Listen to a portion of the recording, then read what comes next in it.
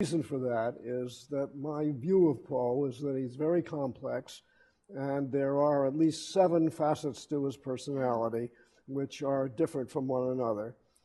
There is Poe the aesthetician with very rigid rules on how a poem or a story should be written. There is Poe the writer of horror tales that scare you out of your pajamas. There is Poe the lyric poet of very lugubrious, lachrymose, romantic poems. There's Poe the critic. He was unique as a critic in his time, the 1830s and 40s, in that he didn't truckle to British poets, and he also didn't toot the horn for Americans because they were American. He had certain standards, and he held everybody to those standards.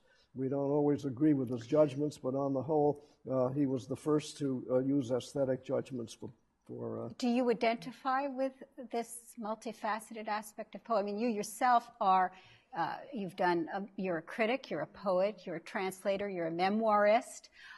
You really have a very eclectic range. Well, I don't know. I've lived a long time. Yeah. Well, I don't think that that's an indicator of anything. It seems, do you get bored doing any one thing for any length of time? Is that why you have dabbled in so many different genres? That way. As I say, when an idea comes to me, I hope that it will bring with it a sense of how it should be expressed. And I think many poets have had this experience. You write something and it just doesn't work, so you put it in a drawer, and then 10 or 20 or 30 years later you happen to come on it again and you say, oh my God, if I'd only done this, or if I just change it around, or put it into stanzas, or... Have you done that, taken a poem or a piece of a poem that you wrote 30, yes, 40 years ago and made it into the finished product? Well, that's what I'm talking about. Yeah. So you keep everything, I take it. Well, yes. I'm a paper saver. Okay. But I want to actually switch gears a little bit and talk about your marriage. You were married for 57 years to the poet Elizabeth McFarland, and it was a wonderful marriage, and you wrote about it. In fact, I thought you could read or recite a short poem today, which has relevance to that. Could you do that? Yes, I'd be glad to. This will soon appear in Poetry Magazine. Okay, so we have a preview here of something that will be in Poetry Magazine, which is a wonderful magazine. Today the sun rose as it used to do when its mission was to shine on you. Since in unrelenting dark you're gone, what now can be the purpose of the sun? That's a moving poem. Well, I'm striving to find ways to express a theme new to my work, namely grief. Your wife died last year? A year before. A year ago in May, yes. Okay. And having lived with her for 57 years, that is a very long time. Well, it's very hard to live without her. So yes. Have you been writing a lot of poetry? You say you write about grief and I guess about memory and aspects Not as of that much relationship. as I'd like to, but that's always true. Yes. I'll tell you how we met. I would like to know. I was just out of the Army Air Force, and I was resuming my junior year at Columbia in summer. Very hot day, very hot night. I came out of my dorm, and I thought I'd go to a movie. So I walked down to the Thalia Theater at 95th Street. It's closed now. I know the Thalia, yeah. It's open again. Has it opened again? Maybe, yeah. Well, it was an art theater with a different film classic every night. Yeah. And paintings on exhibit in the lobby and a coffee bar as though in Paris or London. So I wander in there by myself between the shows, and there's a queue. And I noticed 2 very attractive young women across the way. One of them looked sort of like a model, which in fact it turned out she was at the Art Students League. But the girl who was with her was the one that entranced me because she was so vibrant and so just so interesting to look at. And I could tell from the way she was talking that she was very full of energy and imagination. So I insinuated myself into their conversation. And after the film, I took them out for a drink. You know, we sort of sounded each other out. Why are you in New York? Well, saying, oh, I'm going to summer school, that would be pretty square.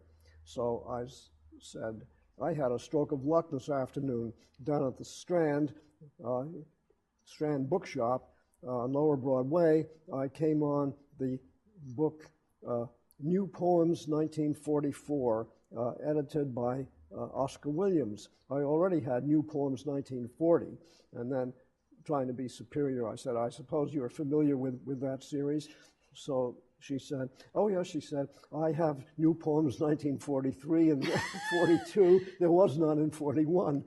So by the she knew as much as you did. By the smiling of what gods did I manage in a city teeming with beautiful women to pick up the poetry editor, as she then was, of Scholastic magazine. Oh, okay. And so there began the intermingling of our books and of our lives. Were you both poets at that time, or had you begun to write poetry? Well, I can't remember when I wasn't trying to. Okay. And she was really ahead of me at that point. And how long was it after that meeting that you married? Well, a year and a half. Okay. Yeah. And so it was love at first sight. Well, indeed it was. That's wonderful. Yeah. That is wonderful. And what has consoled me since Liz died is that I have put together a book of her poems called Over the Summer Water, which will be out by January 2008 from Orkaises Press, a good poetry press. Oh, that's wonderful. Let me recite the opening poem in her book. It's very short. Okay, please do. It's called Myself. I have stood so long in this place, I have lost account of my face. I have stared so long at this tree, I am grown blossomy. In my branches, words bicker like birds. This is her poem. Yes. She wrote that when she was about 19 years old. Uh-huh. So before you met her, I guess, she'd written it. Yeah. What lovely imagery in that poem. Well, the book is full of things like that. And I guess the two of you must have really influenced each other, become sort of one mind. Well, when you've been married that long, I think that does happen. Yes, but in our creative work, of course, we remained distinctive. Yeah. And I guess, you had to have your own space. Yes. Now, I'd like to end by having you talk a little bit about, you were a teacher for many years at the University of Pennsylvania, and you loved teaching. And it's interesting that, the poet is so self-contained in so many ways, and yet a teacher has to give of himself.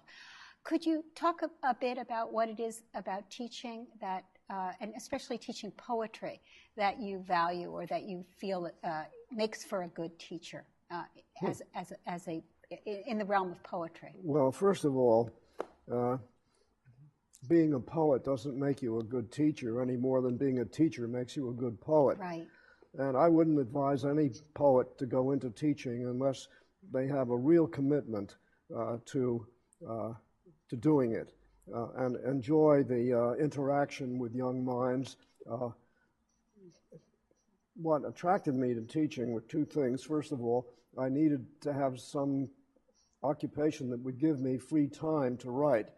And secondly, teaching English, at least at that time, it gave one the opportunity to discuss great works of literature with interested and bright young people. And I've always found that to be stimulating. Mm-hmm. Well, as for teaching writing, you have this bunch of 17-year-olds who think that they're going to be poets, but they haven't yet had a life that they can write about. And some of them haven't read anything either. I ask each applicant to my course, who are your favorite poets? Whom do you read for fun? Oh, I don't read other poets. I want to be original. Well, that person can be original in somebody else's classroom, not in mine. So you want your students to know the great tradition, so to speak. to whatever it is. I mean, Yeah. I don't care whether their favorite poet was Allen Ginsberg, my former classmate, or Shakespeare. At least they're reading something from which they can absorb and learn.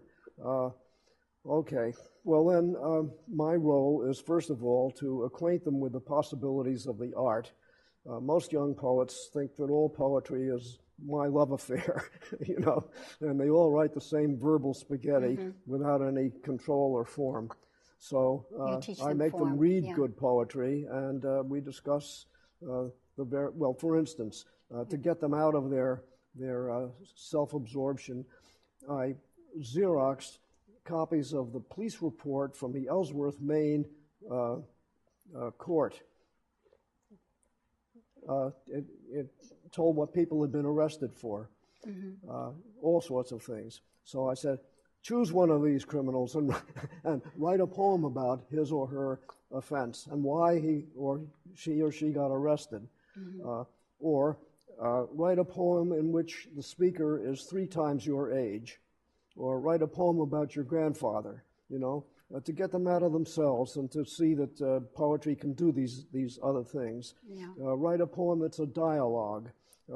Write a poem with a 5-line stanza that rhymes A, B, A, B, A, or that has a refrain, or things like that. Just, you know, it's like 5-finger exercises on the piano. Or if you're going to be a tennis player, you have to learn the serve and the volley. And the crafts is what you're talking about. All the moves. I'm going to stop you here and say goodbye. Thank you very much, Daniel Hoffman, for being with us today. Well, it's a pleasure. Thank you for joining us at the Drexel interview.